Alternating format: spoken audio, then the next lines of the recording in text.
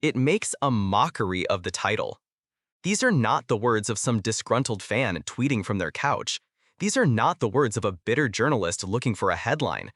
These are the sharp, stinging words of a tennis deity, the legendary Martina Navratilova, as she watches one of the sport's most sacred institutions, the US Open, seemingly tear up its own rulebook in a dazzling and dangerous pursuit of mainstream entertainment. A powerful storm is brewing over the iconic blue courts of Flushing Meadows.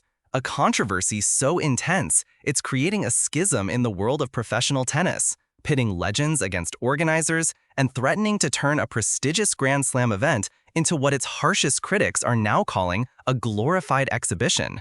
What could possibly cause such a monumental uproar? The answer lies in a radical, brand new $1 million tournament that is actively and purposefully shutting out some of the world's best and most dedicated players in favor of celebrity superstars. Today, we are diving headfirst into the scandal that is shaking the very foundations of the 2025 US Open. We will expose exactly how 10-time Grand Slam champions are being unceremoniously denied entry. We will reveal the blockbuster pairings of tennis megastars like Carlos Alcaraz and Emma Raducanu that are at the heart of the issue. And we will show you how all of this high-stakes drama is just one single piece of a massive, free-for-all fan festival that is poised to completely change what it means to attend a major global sporting event. And you will want to stick around because we will also uncover an incredible, genuinely heartwarming story involving Marvel Comics, the Fantastic Four, and a pioneering American athlete whose powerful legacy is finally getting the epic superhero treatment it has always deserved. So let's dissect the source of this firestorm. What is this new format that has legends of the game like Navratilova so utterly incensed? The US Open is debuting a completely revamped mixed doubles championship.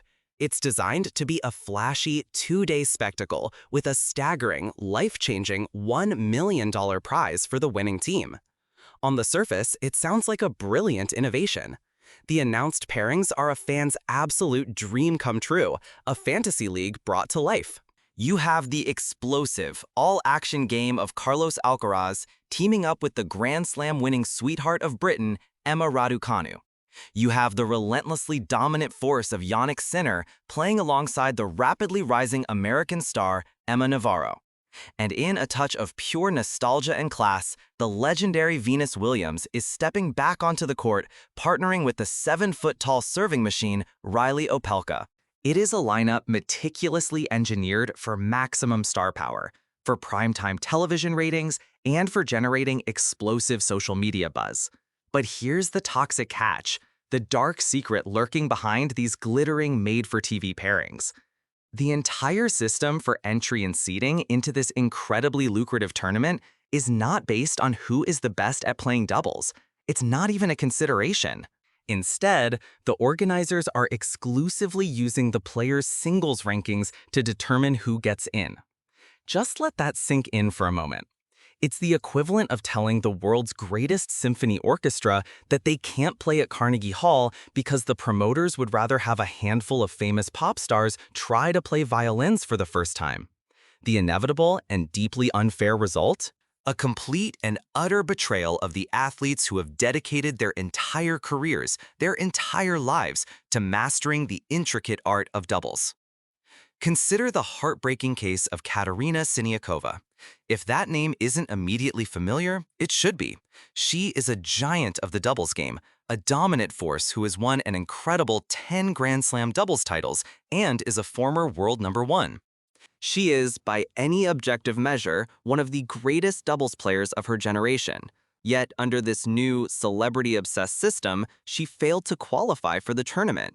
A 10-time champion, forced to go cap in hand and apply for a wild card, essentially begging for a spot that should have been hers by unquestionable right. Her reaction, when speaking to the press, was a mix of pure, unfiltered disbelief and biting sarcasm. She said, "When two world #1s in doubles don't get into the tournament, there's probably nothing more to say about it." The frustration, the sense of injustice, is practically dripping from her words. The very best in the world are being systematically pushed aside for singles players like Sinner and Alcaraz, who, for all their individual brilliance, very rarely even step onto a doubles court. The indignity doesn't stop there. The defending mixed doubles champions themselves, Sara Errani and Andrea Vavasori, also found themselves on the outside looking in, needing the charity of a wildcard just to get a chance to defend their hard-won title. It is a system that nakedly rewards celebrity over specialization, fame over dedicated expertise, social media followers over championship trophies. And that is precisely why the legendary Martina Navratilova, a winner of 10 mixed doubles Grand Slams herself, took to the social media platform X to voice her absolute disgust. She posted, "It's an exhibition, and I am fine with that. Shame for the people who specialize in doubles and mixed, and many will miss out on the opportunity to play and make some good money." She then doubled down, driving the point home with surgical precision. How can it count when it is an exhibition where highly ranked doubles players who don't get a chance to play at all?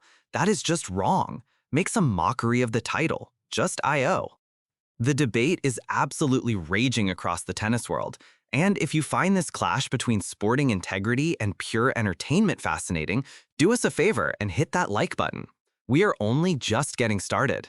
To add another layer of chaos to this perfect storm, the mixed doubles event is scheduled to start just one single day after the major Cincinnati Open tournament ends, making it highly likely that some of these top-ranked singles players might withdraw at the last minute, turning this already controversial experiment into an even more problematic logistical nightmare. But here is where the story takes a fascinating turn. While the professional players are battling it out over rules, respect, and their very livelihoods, the United States Tennis Association is simultaneously orchestrating a masterstroke of marketing and fan engagement that is turning the entire US Open experience on its head. This hugely controversial tournament is merely the explosive opening act for a completely revamped and, for the most part, completely free fan week. The USDA's head of marketing and entertainment, Nicole Concom, laid out the vision with crystal clarity. It's all about how can we expand and extend the US Open and interest to other new audiences. Their ambitious solution? To effectively tear down the paywalls and invite the entire world in. For one full week leading up to the main tournament draw, you can simply walk onto the hallowed grounds of the Billie Jean King National Tennis Center for free. There is no ticket required. You just walk in. And the level of access you are granted is simply staggering. For the very first time, the gates to the colossal Arthur Ashe Stadium, the largest and most iconic tennis stadium on the entire planet, are being thrown wide open to the public throughout Fan Week. This is the Grand Cathedral of tennis, a place where tickets for the main event can easily run into the hundreds, if not thousands of dollars. And now, during Fan Week, you can simply wander in, find a great seat, and watch the biggest names in the sport as they practice and prepare for battle. Imagine sitting in that iconic blue arena, hearing the rhythmic pop of the ball as the top-seeded players tune up their world-class games, feeling the unique energy of the stadium build, all without spending a single dollar. You can watch them on Ashe, on the beautiful Louis Armstrong Stadium, and on the countless outer courts, getting closer to the action than ever before. It's an unprecedented level of access, the kind of intimate, up-close, and personal experience that tennis fans usually only dream of, and it's probably the single greatest opportunity for any fan to see their heroes without emptying their bank account. But the freebies don't stop there. The official qualifying rounds for the US Open also take place during Fan Week, and they are also completely free to watch. And let me tell you, these matches often contain more raw drama and intensity than the main draw. Every single player is fighting tooth and nail for their Grand Slam dream in a brutal single-elimination format. One loss, and your dream is over for another year. The passion, the desperation, the sheer unfiltered emotion on display is absolutely off the charts. This year, fans will even be treated to the sight of a former US Open champion, Bianca Andreescu, fighting her way back through the grueling qualifying rounds. It is high-stakes, world-class tennis at its most visceral, and it costs you absolutely nothing to witness it live. But the USTA isn't just focused on making tennis more financially accessible.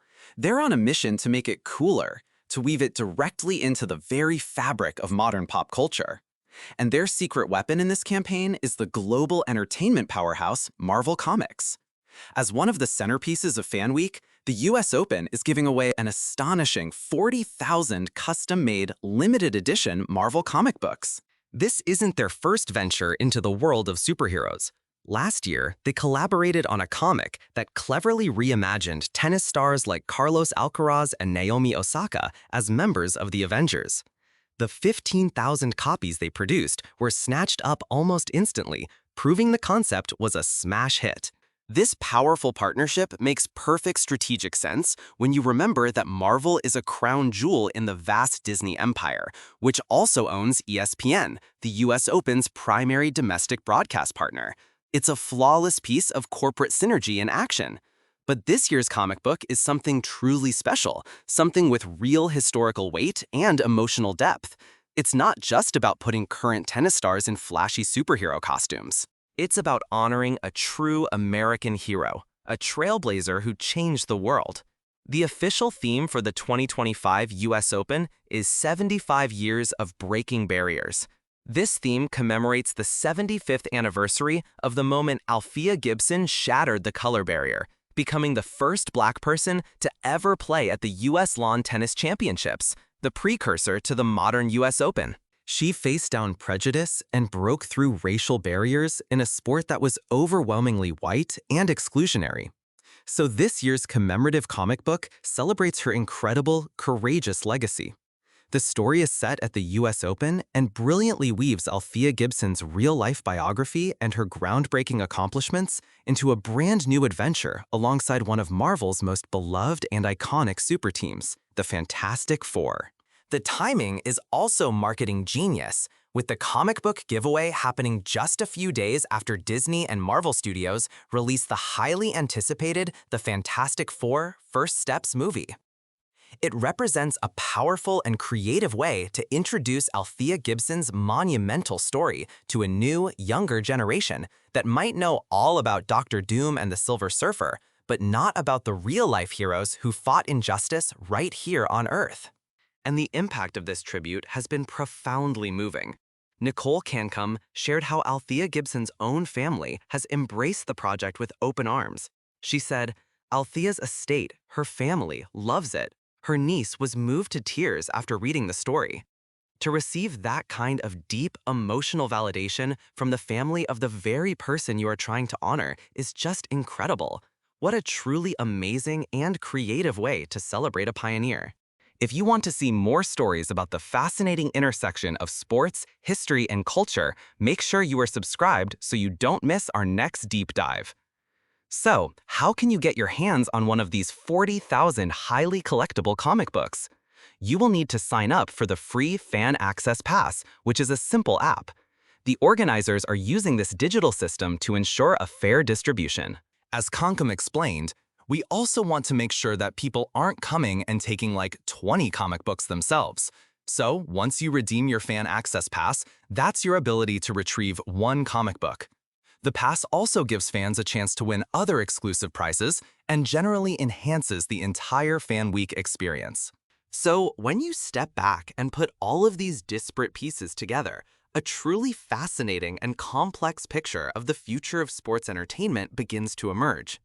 On one hand, you have a deeply controversial, high-stakes mixed doubles tournament that brazenly prioritizes celebrity appeal over professional merit, sparking legitimate outrage from legends and dedicated specialists alike. It's a bold, unapologetic move that screams, entertainment first, tradition be damned.